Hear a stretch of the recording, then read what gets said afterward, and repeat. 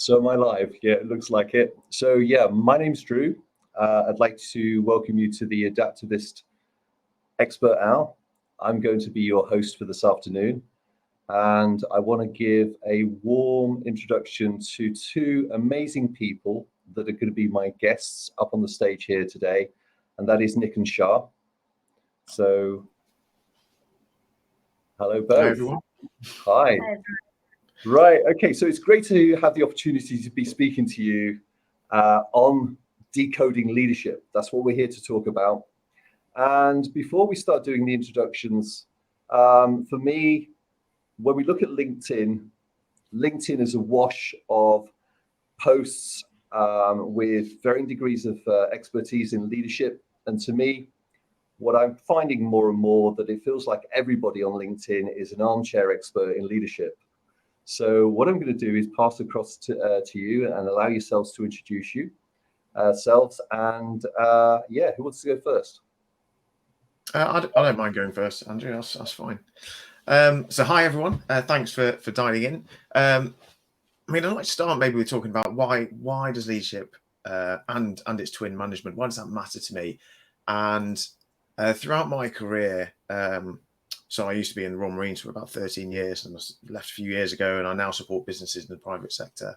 And what I learned very quickly is that leadership and management really does change lives. You know, if we had a bad day at work, that very often comes home with us and starts impacting our relationships at home and wider relationships outside the work environment. And obviously, if things are going well at work because you're well led and you're well managed, that creates a really positive sense about your workspace, and you go home with everything feeling great. But if you have a bad day, if things aren't going well, if you're not well led and not well managed, then that can really impact stuff well beyond the workplace. It, it has ripples home because we take it home with us.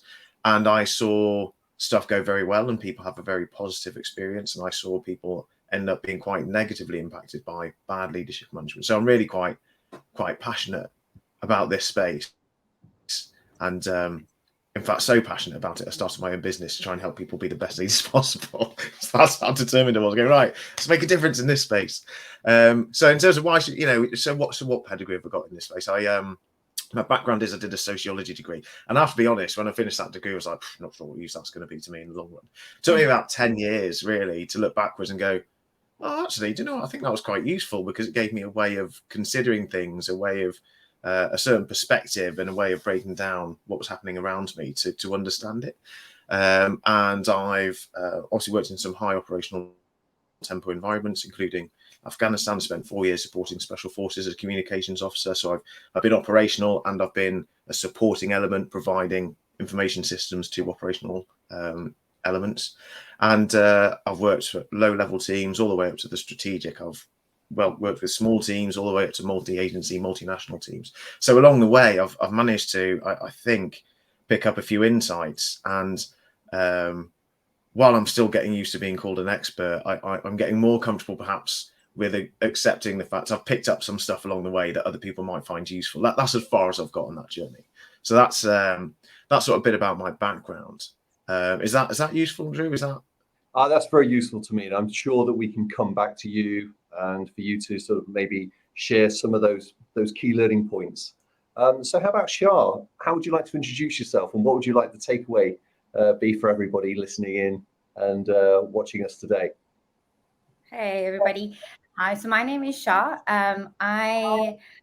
This is a LinkedIn event, so I invite you to look at my LinkedIn profile. So I'm not going to go through my very colorful past, but I think for me, why this topic is such a big and important space for me is I look at my own leadership journey. So working as a coach with a lot of leadership teams, and then being in a leadership position myself over my professional career, I feel I have really transitioned a lot, and have had to look at myself quite introspectively, and against all these benchmarks of what a good leader is, and having to go through that crushing journey of never feeling like enough, and all of those good things, and leading teams through troubling times, things like COVID, and really just trying to manage. And then you've also got this interesting dynamic. I'm from South Africa, so hello to all my South Africans out there as well, and Africans. So and it's always interesting for me in terms of what leadership means across these different demographics.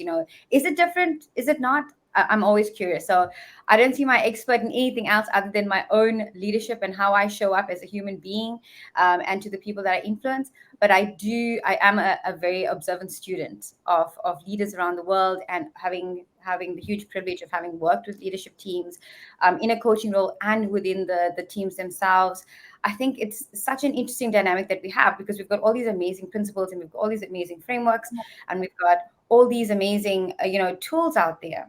But person to person, leader to leader, what I'm hoping is that when we talk today and we have this beautiful conversation between Nick and Drew and ourselves, that people look at me and at the rest of the team and go, I get that, like that's me, and not feel so alone in this journey, because it is a deeply personal one. I think for everything that we've got out there that tries and creates conformity, I think leadership is actually very, very deeply personal, and it's very situational as well. It depends on who you are and what context you're in, and we can't get away from those things, and we keep trying to impose these standards that just never seem to add up to what we're hoping for.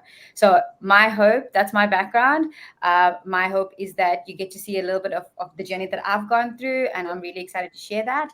And that also that there's someone out there, even if it's just one person, that can resonate and go, I get exactly how you feel, and that's exactly the challenge that I faced, and feel some sense of connection and some sense of hope that you aren't alone in this journey. It is definitely a complex world, and we can navigate this together. I think that's a fantastic answer from both of you, really. So I'm going to ask the question, and we're going to go take it down a little bit deeper as we go through this conversation. But I really think it's important to start off with a question around, why is the conversation around leadership so essential and relevant today? Who do you want to take that one first? I don't mind jumping in on that one. Go on, Char, you can go first. Nick went first. Right. So I think for me, in my journey, the biggest thing when it comes to leadership is that it's never static, right? The sands keep shifting. The world keeps shifting. The people and the dynamics that we have to work with keep shifting. Organizations keep shifting, and this is just the world that we live in at the moment. And leadership is such a prominent topic because, like Nick so rightly said, you always need that influence, and you always need that people working together, and that dynamic will always surface. There needs to be someone to lead. But what does that mean when the goalpost keeps moving? Mm-hmm. And I think that for me is such an important thing, that we keep looking for silver bullets as leaders, because we just want that one answer to solve every problem. But I don't think that there is one. And the minute we can let go of that and say there isn't good and bad, there isn't poor and effective. There's just for me a really important context of leadership is awareness. There's just low levels of awareness and high levels of awareness, and that just helps you become a more effective leader. But that for me is the tricky point, because nobody really ever talks about, we talk about values and we talk about lots of other things, but we never really talk about how aware are you of yourself, of the people around you and your environment as a leader. And I think that's a key point we keep missing. And that context keeps changing. What does it mean to reflect back on self and others and the environment? So it's a forever shifting goalpost, and I think that's why it's a forever relevant topic. Yeah, thank you much. I mean, for me, the people always achieve more when they work collectively, right? We're a bit like a wolf pack. Working together, you can achieve more. If it's just me on my own, every single task has to be done sequentially. If I've got a team of people, right, we can do some tasks concurrently now. And for many tasks, we're going to need a whole bunch of different skill sets and specialist knowledge. So to cover that off, I really do need to start building a team where some people know things I don't, so we can make more effectively, greater than the sum of our parts, as it were. So for any significant task, working together with other people is going to be a requirement. And the moment you start working with other people, those people need to be led well and managed well. And I definitely think it's an element of both. But both leadership and management, to me, it's a skill. It's a skill that's enabled by knowledge that enables you to recognize what's happening, knowledge that enables you to understand why things are happening. It's a skill that's enabled by insight, so that you can analyze what's happening and go, okay, so this is why it's happening. These are the key factors. Then you need a level of judgment to decide, well, okay, if that's what's going on and these are the factors, my judgment says this is what needs to be done about it. And if that's what needs to be done, that's only part of the problem. Then there's a question of, well, if that's what needs to be done, how do I do it? What's the tone I should deliver it in? What's the mechanism we should use? What sort of time frame do I put around this? Who do I allocate to there's loads of stuff. So leadership and management is a skill that must be learned. And when we all start off, and well, this might be different for some people, but I'm willing to stick my neck out and say, when we all start off in a career, we finish school or finish education, we go into the workplace, we know relatively little about leadership and management. We haven't had much experience of exercising it. We've been subject to it, but maybe not much experience of exercising it. But very quickly, as we set out in our careers, we experience it more and more, and we start mentioning to a card, that man, why did they do that? Why did the management team do that? What crazy idea. And so very quickly we start recognizing the impact this stuff has.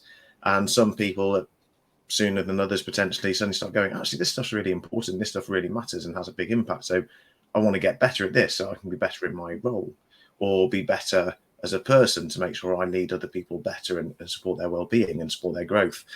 And so over time, if we're accepting that to achieve, big complex tasks, we need to work together, that invariably means, as you follow the logic through, that actually to get people to work together as best possible, we need to understand how to lead and manage well. So it's this constant journey then of trying to get the knowledge that enables you to exercise that insight, to have that analysis, to make that judgment, and to implement the actions as best you can. And as you say, you're doing all of that, as Shah says, on this constantly changing backdrop. Oh, look, today I've got 2 new members of my team. My team dynamics are different. Oh, look, today this new policy statement came through, so we're going to have to adjust how we're working. Oh, look, we're implementing this new technology, so we're going to have to adjust how we're doing that. We need new training to make sure everyone can use this new technology. So it's just, as Shah says, it's this constantly shifting dynamic on this almost permanent requirement to know how to lead and manage well. So I think there'll always be an appetite for and a need for having conversations around leading and managing well. Yeah. I'm loving what you're saying there, Nick and Shah, in this idea of being constantly aware of what's going on around us, what's going on over there with them, or what's the technical problem that's being faced into there. There could be a blocker, these idea of requirements coming in.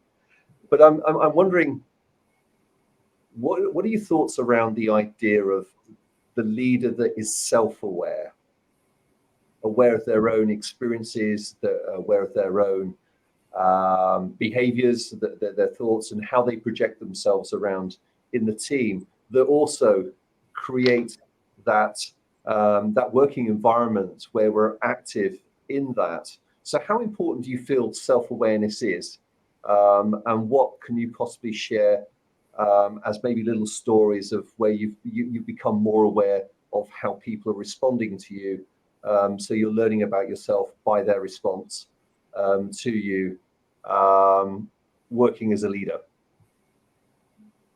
That is a good question. I think self-awareness is critical, would be the first part of my answer. Yeah. I can't remember whose model it is. My business partner Simon's very good at this stuff. He always tells me who I'm thinking of. But he outlines there's 4 steps required. You need to be self-aware as a person to recognize the impact you're having. Yeah. And then once you're self-aware, you need to be able to manage yourself. So I know I'm having this impact on people, so I need to be able to manage how I respond. But then there's being aware then of how you're then impacting the group around you. And then there's being able to manage how you impact the group around you, which then comes back to telling you, indicating how you are in yourself. So it's sort of this cycle. And I think if you can't recognize the impact you're having on the environment around you, you're not able to recognize the impact of the one factor that is a constant in every interaction you'll ever have, which is yourself. So if you're missing the one factor that is constantly in this equation, you're potentially going to make some of those wrong judgments I spoke of before about figuring out what's going on here, what's causing it, therefore what action do I need to take and how do I need to deliver it. So being aware of self, I think, is vital. Yeah. Cool. Thank you. Yeah, no, 100%. Yeah. Go on, Shal. Yeah. So I think just to lead from what Nick was saying, because so I don't know if you were referring to the leadership shadow model, because that when you started talking, Nick, that was what came to my mind, like the 4 quadrants about what I say, how I act, what I prioritize, and how I measure. And the thing that was so interesting for me is that I called it the leadership shadow. So like what you putting out there that has that influence and that is perceived by others. But I think there's something underneath even that. There's like a depth that we don't always get to explore. So yes, as a leader, you define yourself by these things that you say, and they're backed up by your values. But what happens when you keep putting your energy into something you truly believe in and it doesn't work out? You know, what's happening there? What sort of energy is starting to come out from you? You know, what happens when desire and drive turns into anxiety and fatigue? Yeah. You know, what are those kind of things? What does that look like? You know, as a leader that's working at 110%, it's so rare that we can tell ourselves, "Ooh, this is the tipping point. We've now moved from super drive and ambition into all out, you know, anxiety, or I believe so firmly in this now, become rigid to the point that it's actually not, it's working against me." So that leadership shadow is like such an important concept to dive into the depths, because that self-awareness works on both ends. It's always fantastic to know where I'm working really strongly, and you know what you know, strengths and weaknesses and those kind of categories don't always sit well with me. But you know, if you have to use broad strokes, but underneath that, you know, there's all of this perception, and there's all of this effort and drive, and almost like a strategy that we have, you know, unconsciously and consciously, we have these strategies for what we think as leadership is going to work, and we're putting those out there. But how do we let ourselves know? How are we consciously updating our own awareness to say, this has now gone onto the other side, where this shadow is actually, you know, like you said, Nick, impacting in the wrong way. I'm still looking the same, I'm still acting the same, I'm still saying the same things, but my energy, my intent, all of that is completely, you know, misaligned. Yeah. I mean, I really like your bit about strengths and weaknesses, and I do like those terms. I am absolutely willing to say I have weaknesses, and for me it's really important, I think, for, you know, if people aren't comfortable with those terms, absolutely more than happy for people to use different terms. But I personally quite like strengths and weaknesses, and say I have definitely got some, and I always use that to help me understand how I need to build my team. Okay, I'm really good at this stuff, so guys, for the team, I'll do this stuff because I'm good at it. I'm not so good at this stuff, so that's where I'm going to look to your support to help us function collectively as best we can. And I think it's really, for me personally, my experience says it's really important for leaders to have the moral courage, really, to look inwardly and go, do you know what? I'm just not that good at that. But that person is, they're awesome at it. So I want to make sure they're in on my team. And whenever that kind of situation comes up, hey, do you know what? You're front and center, and I'm supporting you on this one because you're the best person for this job. So that self-awareness, I think, really is important for building a team and team dynamics. Yeah.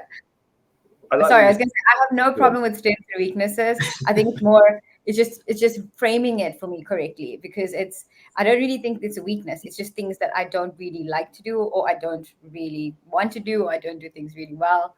You know, that's for me, because weakness tends to imply as if I'm missing something and I'm lacking something. And I think just through my journey and you know, also understanding others, when you start talking strengths and weaknesses, you almost sounds like an inability, but it's really not. It's like a choice of capability. I choose to be capable in this, and then I choose to not be so capable in something else. And I'm happy to have people come in and support me in that. Okay. I mean, you're just picking up on something there, I think, Shar, that I wanted to lead in and just ask you about, and that is about feedback. And I'm wondering, you know, going back to what Nick was saying about this idea of moral courage, or having the courage to look in the mirror and say, right, okay, I can see how I am.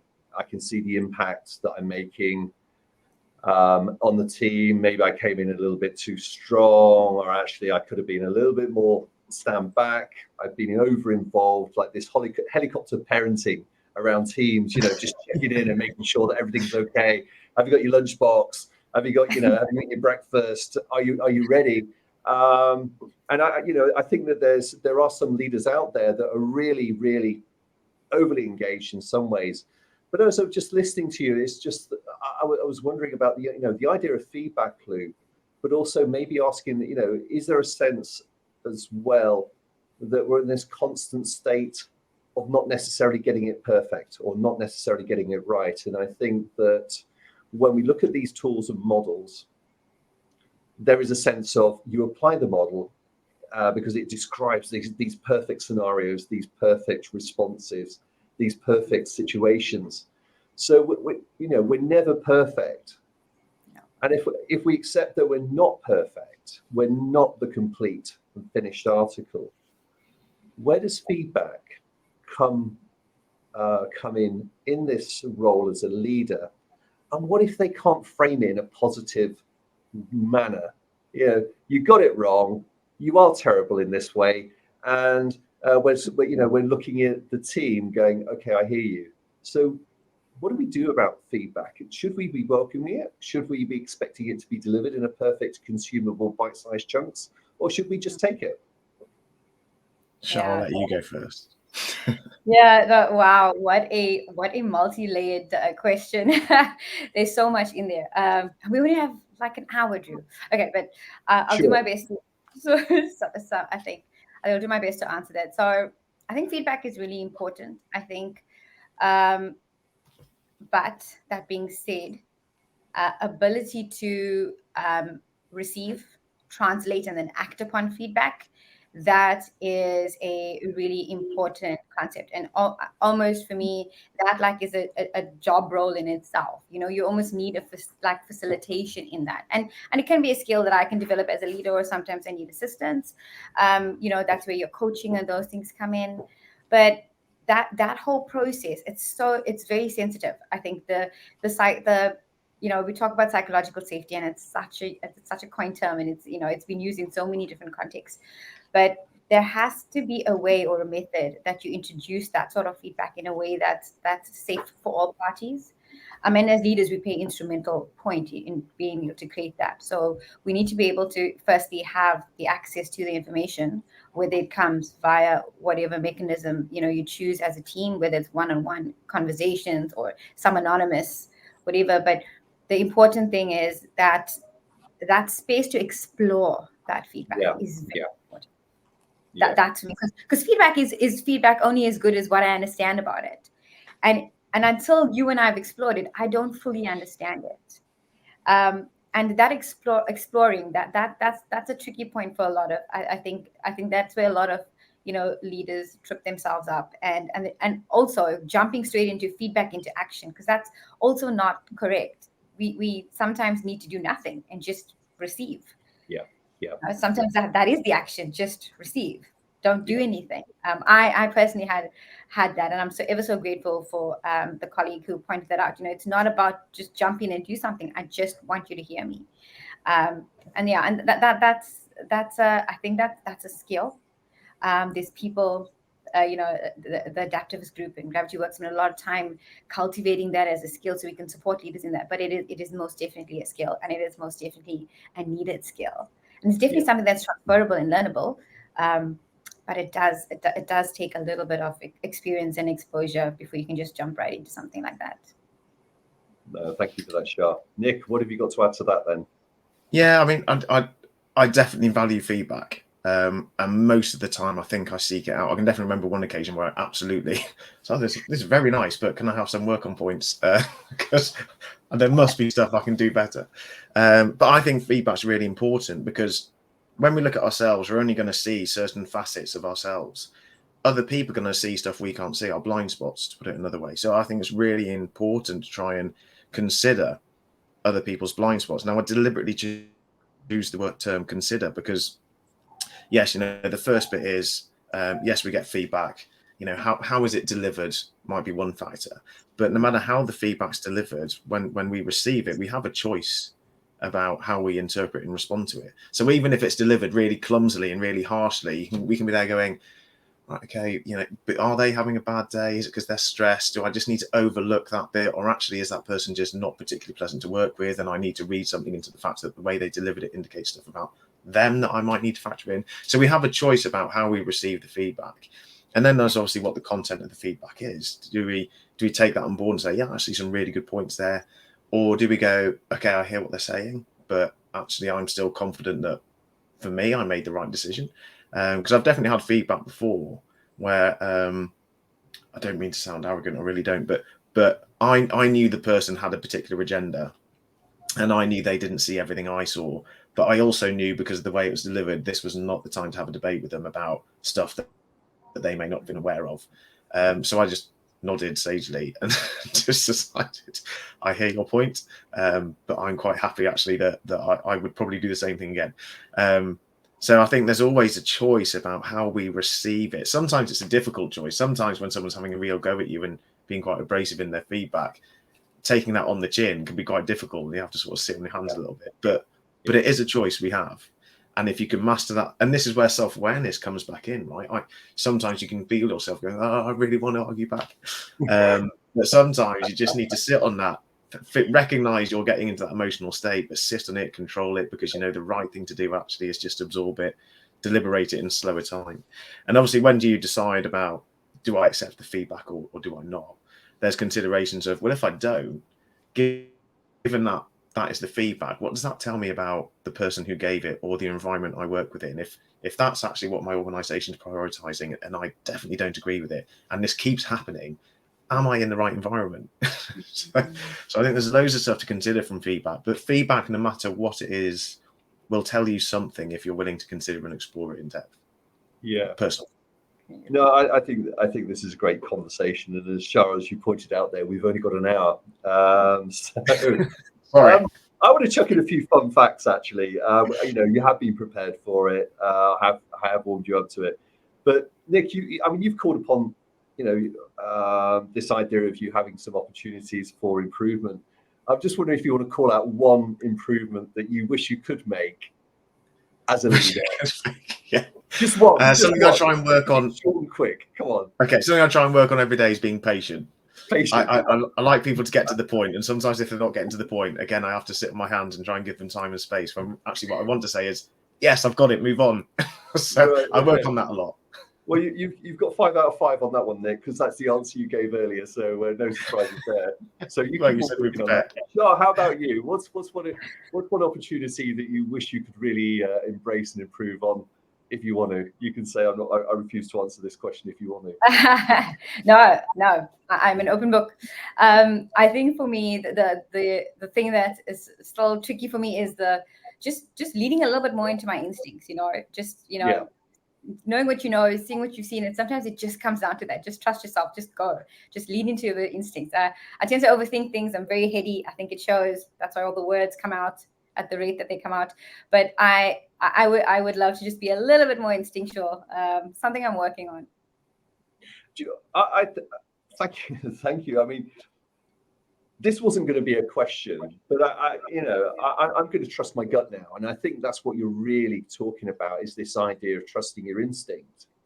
Yeah. And I'm just wondering, how much of leadership is trusting your gut or trusting your instinct, is allowing yourself to use your whole person that includes the gut. It's really easy for us to go to the book and say, what should I do now? Go to the book, or go to the coach, or go to the training, especially with people that have been brought up in a very, very structured, agile manner about, this is a ceremony, this is a scrum, this is your role and responsibility.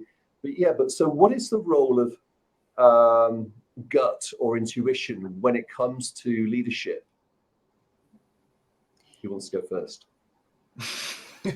I'll go first. It's fine. So reflecting on that, literally as you're talking through there, Andrew, is I think gut, in my experience, has been very useful for indicating the type of response required when I've used it to actually drive a very quick response. So let me try and explain this another way. Gut can very quickly get me go, right, I think this is what's going on. And most of the time, I'm probably, usually from experience, pretty much there or thereabouts right.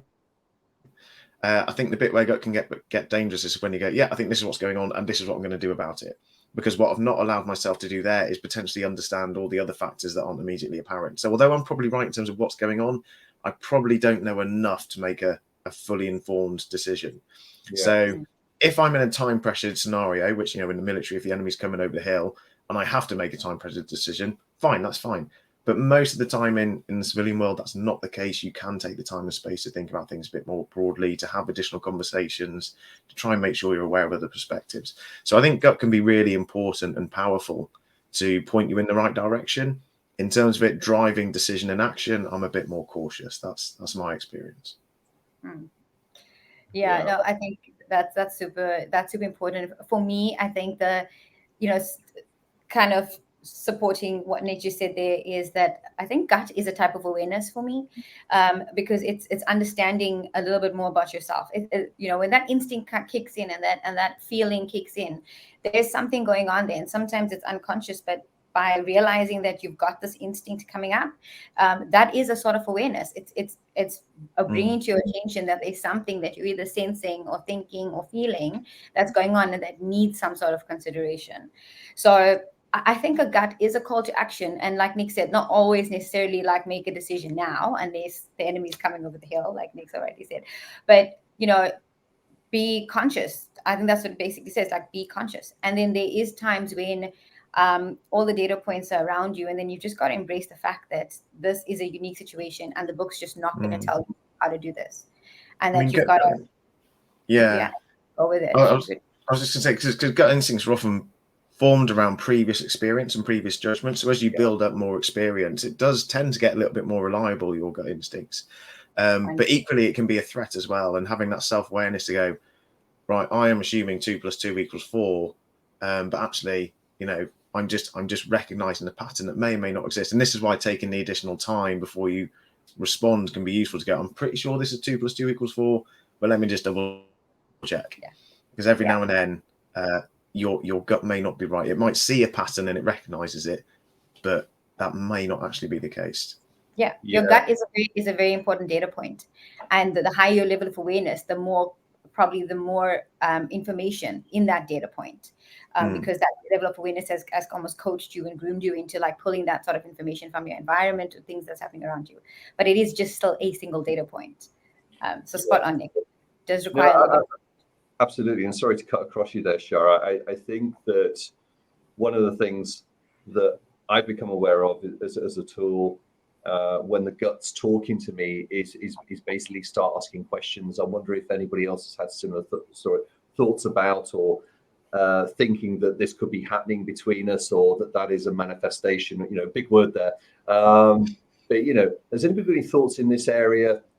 So you're sort of presenting it to the team, and it may be that we're avoiding a difficult question or a difficult topic, which could be a risk or an issue. Or it could be, are we making some assumptions here? And going back to what you said there, Nick, about the gut can become dangerous because when we're calling on past experiences, that could be just a bias.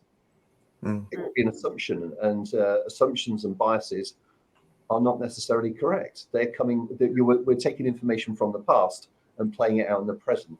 So I think that's it's mighty important to be aware of the gut, but also find a way for the leaders to check in with other people's gut instincts, their intuition, and allow them to create their own narrative or their own data points, that something may need to be attended to or something may need to be sort of decided upon.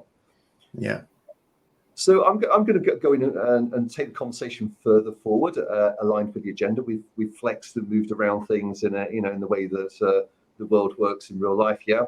So if we accept awareness is super important because it offers insight, how does the leader's awareness help the team progress towards action? Surely they should just step back and give direction.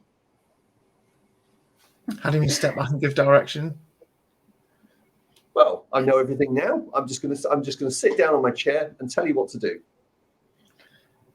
Yeah, that's always interesting. That when you talk like that, I immediately get that term self-organizing. Self-organizing teams. It's big agile buzzword.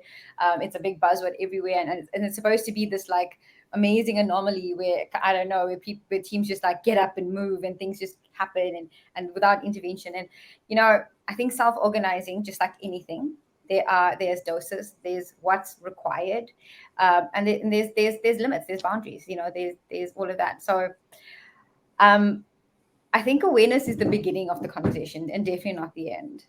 When as a leader, if you're I don't think you can just sit back or just come in and direct. I don't think it's either or. I think there's that context about inevitably you want your teams to be able to organize themselves in a way that is meaningful to them and what they need to do. And as a leader, the first thing you need to do is define what those boundaries are. What does self-organizing mean for this team in this context with what they're needing to do? And then self-organize, I guess, is a question I've got. Have they got enough cohesiveness as a team, enough data, enough support to be that sort of self-organizing team?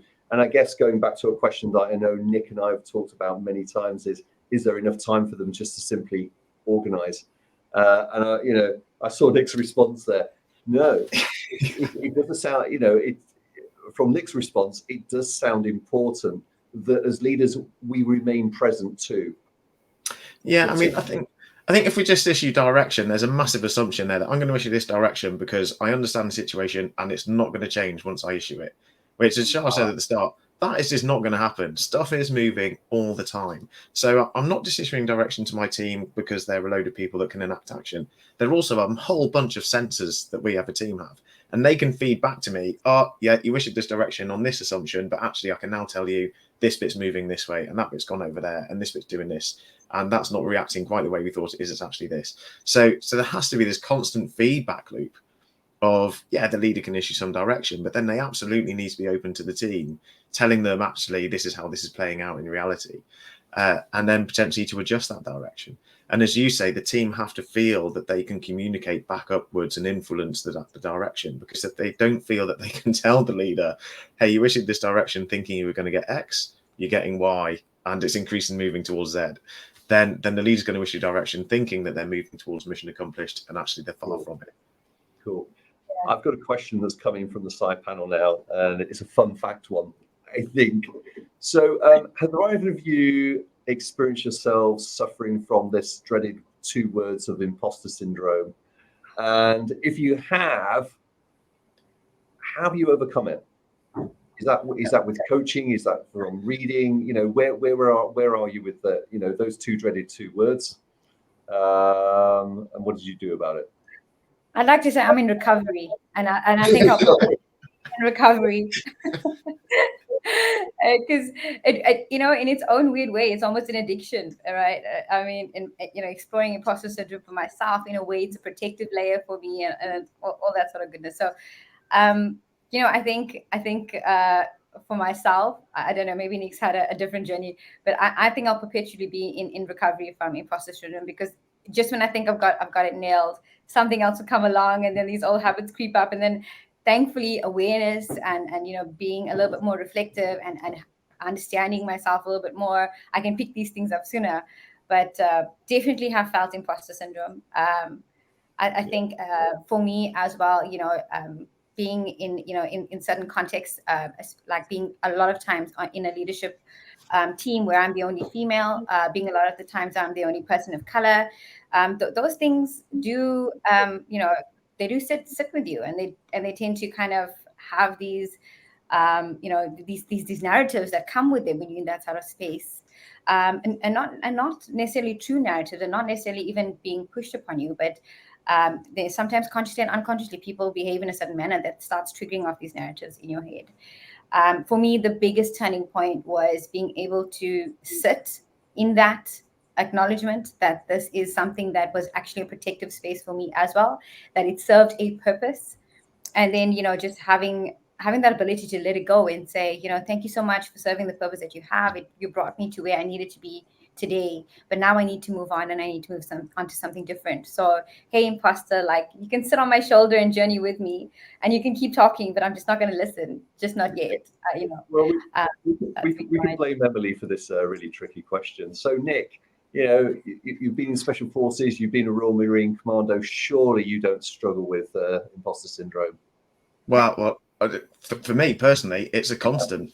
Suffer from it all the time. And when I reflect on it, because I had it massively early on in my career, but obviously as you go through life, you pick up more experiences, and so the more you experience, the more stuff stops becoming an unknown quantity, and like, oh no, I've kind of done something similar to this before, so I'm a bit more comfortable with it. So I think as you do get older, it does decrease.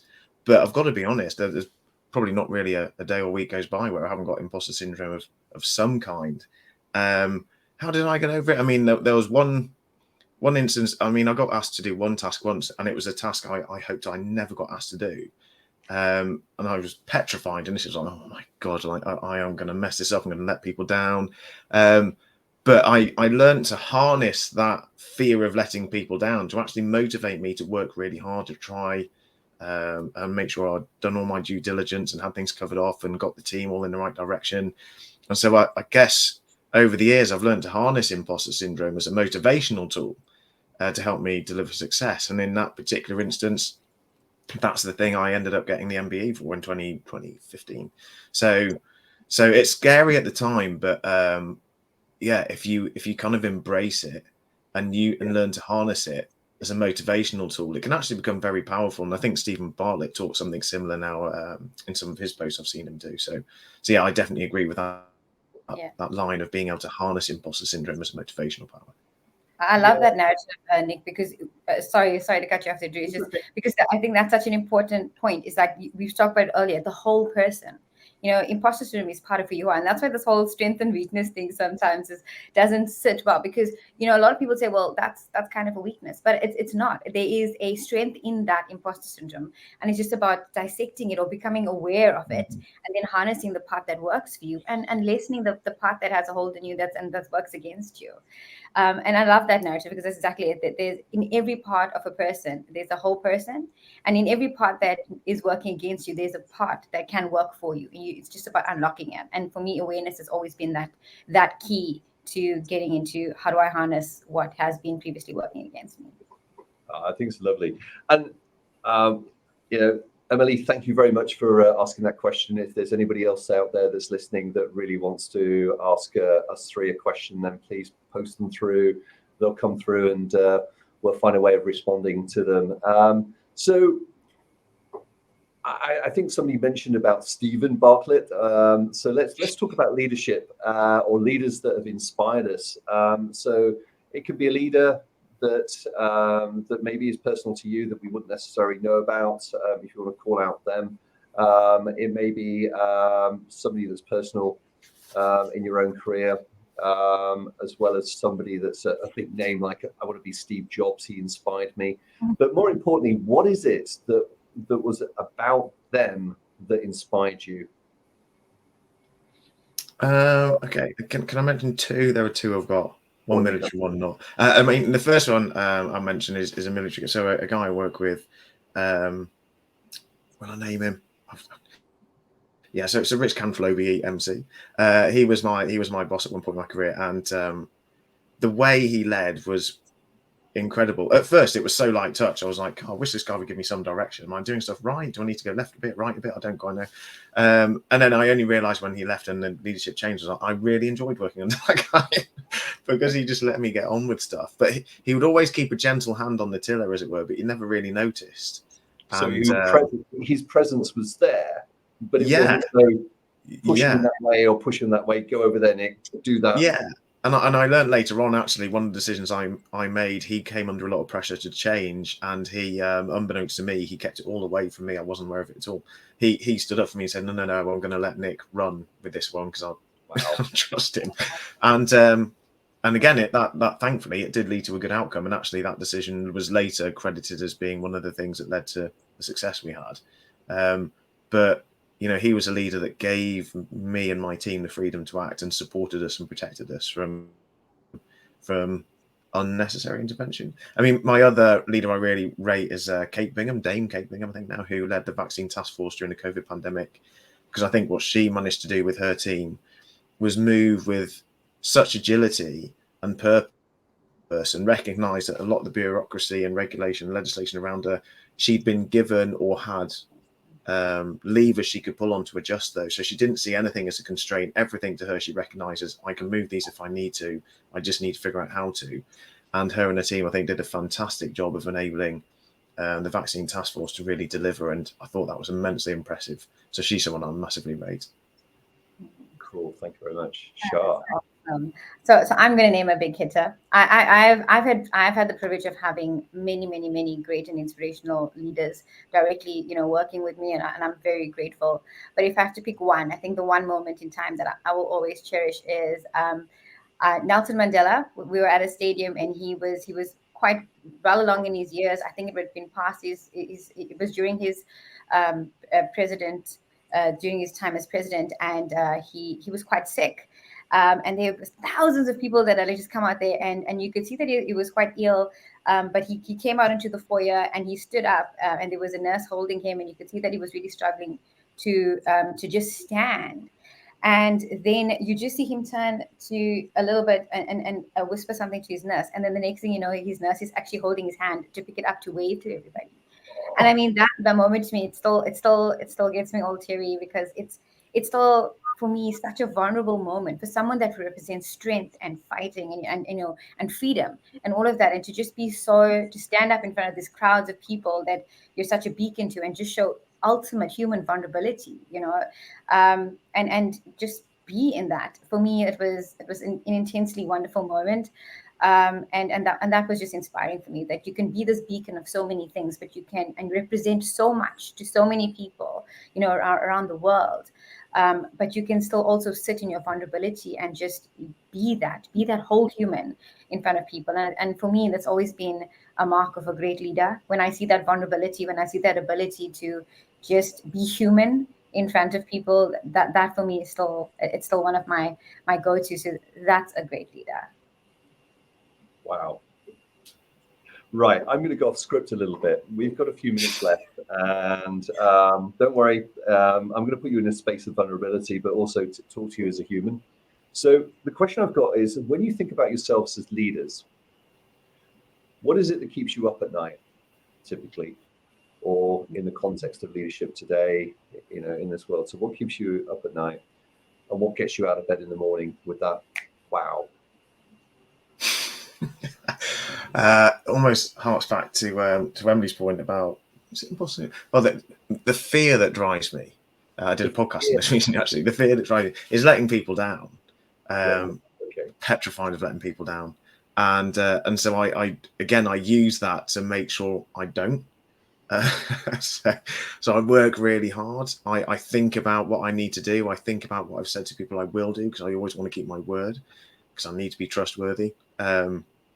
So much as that keeps me up at night, also it gets me up the next morning to make sure, right, what did I say I needed to do today? And I need to make sure I've done it to the right standard, and I need to check people are happy with what I've delivered for them. And that, again, it's almost turning a fear I have of letting people down into a motivation to deliver, and to help others lead as best possible. I guess the other thing, that is the other thing maybe that keeps me up at night and motivates me is helping other people be the best leaders and managers they possibly can, partly, as Shah said, by helping them to become more conscious leaders, understanding more about how the things they do resonate and reverberate across their team and organization, and then understanding the levers and the tools they've actually got at their disposal already to do so more effectively. Yeah. Shah, you've got some time to think about the answer there. Yeah, thanks, Nick. That's all right. From my side, I think my imposter syndrome keeps me awake with, like, am I doing the thing right? But the human side of me keeps me awake is more, am I doing the right thing? You know, that's, you know, I go to bed thinking about it. I wake up thinking about it, and shifting and hoping that I'm getting it right. But I think doing the right thing, as leaders, we have so many responsibilities. We have so many places of influence. We have so many places of impact. And just, are you doing the right thing? Are you doing the right thing for right now? Are you doing the right thing for that person? Are you doing the right thing in this situation? And, you know, that is something that continuously is, you know, having, I guess that builds that hunger of continuously trying to be aware of what's going on.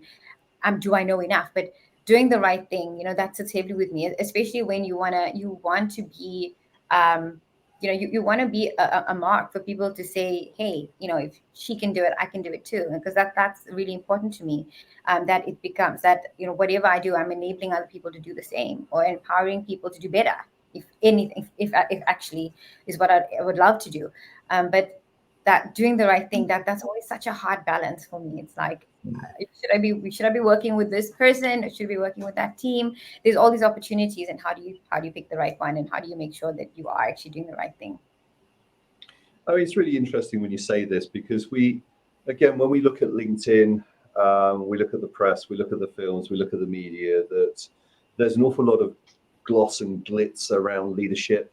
And what I'm hearing from you more and more is that it's really hard work. There's a lot of effort going on in there, and it's very much a personal journey that you're going on with the teams, because of this ever-changing, shifting landscape. The environment's changing. There's new events popping up, and I'm just wondering, whether for you, and you've had experience of this, where it's felt incredibly lonely. Good question. I think leadership can be lonely, but doesn't need to be. I certainly, when I've been working with teams, and I've had some brilliant teams, by the way, in my career, just want a big shout out to everyone I've ever worked with. But I think if you have a good relationship with your team, while at times you have to potentially take ownership of a certain decision because you're the one with the authority to make that decision, that can be quite isolating when you have to make a call that you know is going to impact people and you have to own that call. But the experience of it doesn't have to be lonely if you have a good relationship with your team, if they understand your decision, if you talk to them about, look, this is a decision we need to make, these are the factors we need to consider, and everyone's bought in. So yeah, I think leadership can be lonely. I don't think it has to be if you lead a certain way. Yeah, spot on. I 100% resonate with that. I think there's a difference between owning something, so owning the decision you make, and then being lonely in that decision. And I think it's how you own it. In my experience and working with executive teams, what's always shone through is the leaders that can own the decision or the situation, but at the same time share what they're thinking and feeling and going through. That just brings that connection, that just brings that human cohesiveness in. We're in this together. Yes, you as the CEO or the CTO, you own that, and that full weight of that responsibility sits with you. But at the same time, there's a shared sense of we're in this together. So 100% agree. I don't think it has to be lonely. I think, and there's communities of people. I mean, I'm always willing to have a conversation with someone going through a rough time. So there's, build communities around you, because even if it's not someone directly impacted, being able to share that experience, that I owned this situation, but this is how I felt in it. This is what it made me think and feel and do. Create those communities around you. There is so many willing people that have gone through the same experiences and are dealing with the same struggles. It really does not have to be a lonely place. Cool. Right, well, I've got some questions coming through, so I was listening, but also distracting with my screens stacking up with these amazing questions. So we've got a question. I'm going to go from the bottom and work up. Maybe I'll go through to. Actually, I'm going to choose one that really talks about remoteness or loneliness, and that in a fully remote working team, how can leaders keep leading? That's a great question. I mean, I was thinking about this the other day, actually, with the because when we're all in a shared workspace, a physical workspace, just by being in close proximity, we're effectively interacting with each other, and we have stimulus from each other. We can overhear conversations and all that sort of thing. When you're remote working, it's almost a far more of a point-to-point relationship. Yep. So the opportunities for interactions are far harder. How can leaders keep leading? I guess it's recognizing actually I've got less visibility of my people than I had before. Unless I speak to them directly, I might not speak to them or enable them to speak to me as they would have done before. And so then if you recognize that, you have to try and mitigate it. So it might be you have rules that you come into the office 2 days a week so that we do have the opportunity for that more relaxed engagement. Or it might be once a week I'm going to make sure I make time for a one-to-one call so that I can dedicate my time to understand you and what you're dealing with. So I guess, for me, that brings me on to a little phrase that I used to still do tell myself. The most precious thing I can give people as a leader is my time. And I think when you're in remote working, that still applies. I don't get to see people as much as I do anymore, so I need to invest my time in making sure I can speak to people more directly than I did before, I suppose. Yeah, I think remote working is really tricky. I remember when I've been leading teams over a long period of time. I'm thinking about one project where I was leading them for 5+ years on this one single project. I was always the person that was walking around the office. I used to plump my bum on their desk, sit down, talk to them, and just really constantly look at what's going on, looking at the dynamic. Oh, that's an interesting conversation. I'll lean into that, but also I can see they're struggling, and really understanding, whether my attention will be welcome or not. But remotely, it's really hard because you feel that you have to ping them first, check in. Can I have a chat? Do we need a chat? And it feels more intrusive remotely. Just walking along with a cup of coffee or a tea or whatever it is that you got in your hands, just plonking yourself there and just saying, how's it going? was far more easier. Remotely, it's more difficult. So, Shar, unless there's anything that you want to add to that, I maybe give you this the more chunkier question, if that's all right. Yeah. Because we've got a few minutes. Right. Okay. So this one's a bit of a big question. So I'm going to summarize and call it out as much as possible and do the Ugandri. I think you've asked this question, and I'm sorry if I'm not pronouncing your name correct, but in these rapidly changing landscapes we find ourselves in, where to some degree human interactions and connections is being redefined through social apps and AI. So today, in the near future, what do you believe is the most valuable skill or competency a leader should aim to possess? Wow. That Oh. that is amazing. It was really interesting, and so I'm going to go off on a tangent. I'm going to come right back. I'm going to keep it short. There is a company that's developing AI to help impose in a virtual reality space, impose a person into what was previously a disadvantaged community. And I found that so interesting. But then my next question was, okay, so I've put on these goggles and I'm imposed into a community that I wasn't brought up in, and I'm learning and I'm compassionate. But what next?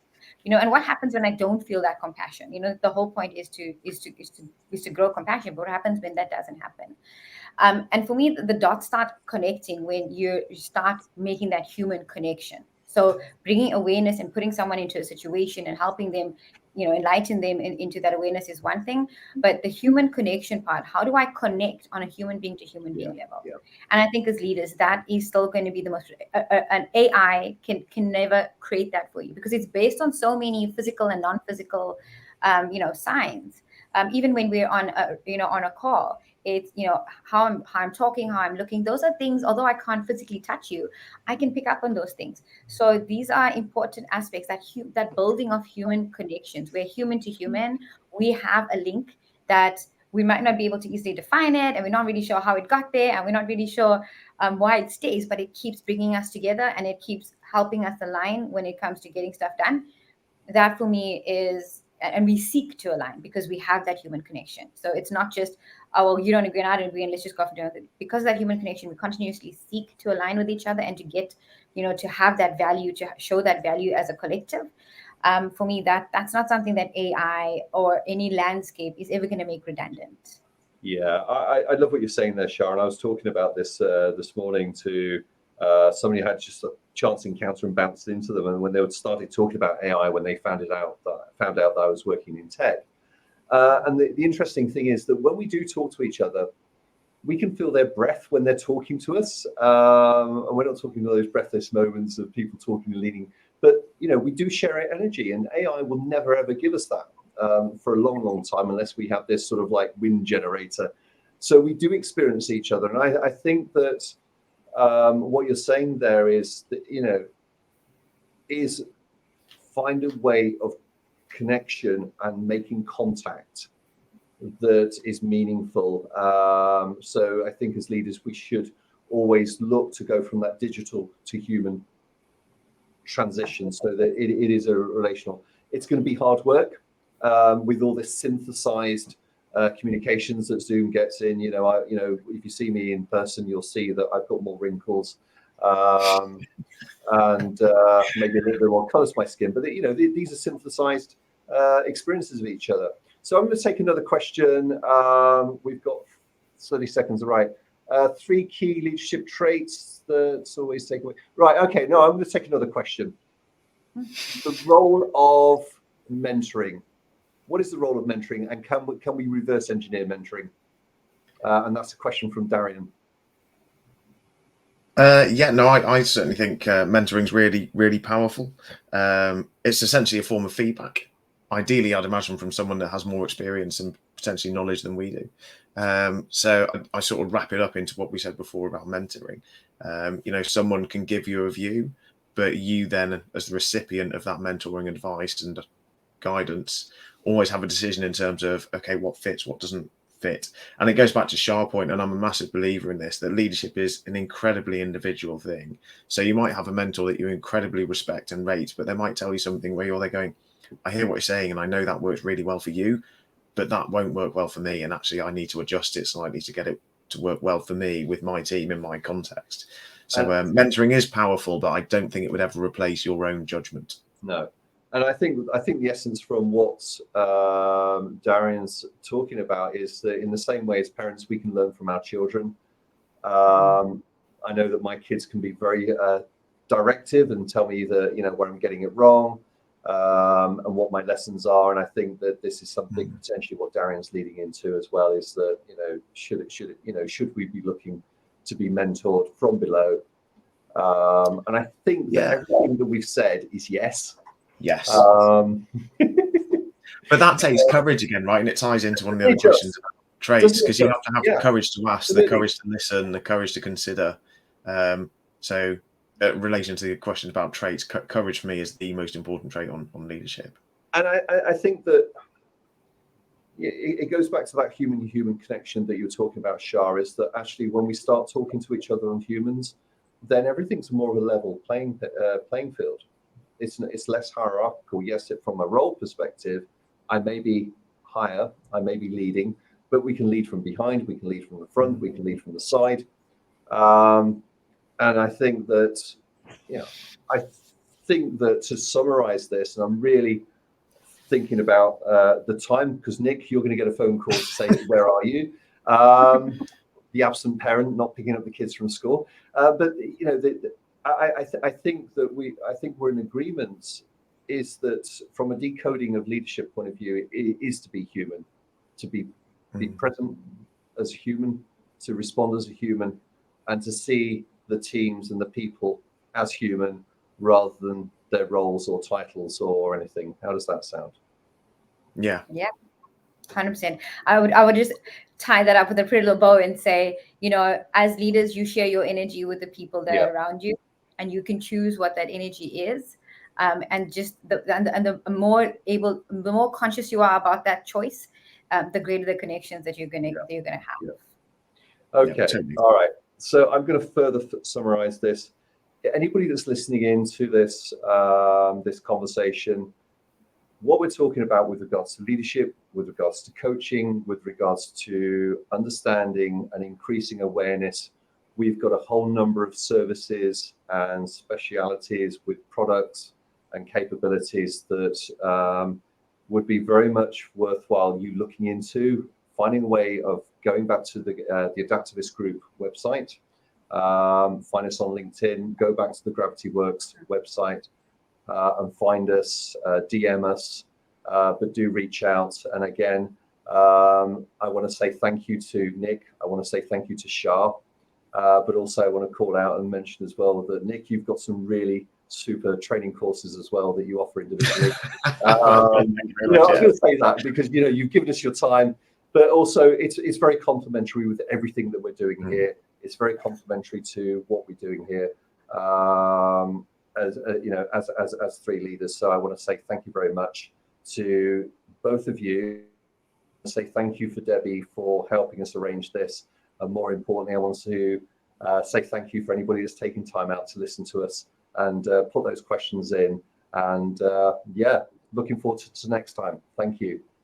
Yeah, thank you, Drew. Thank you. Thanks so much, Debbie, for. And if I get to see the questions later, I'll try and answer some on LinkedIn if they pop up on LinkedIn. Yeah, absolutely. Thank you, everybody. It's been. Thank you very much, everyone. Have a good evening.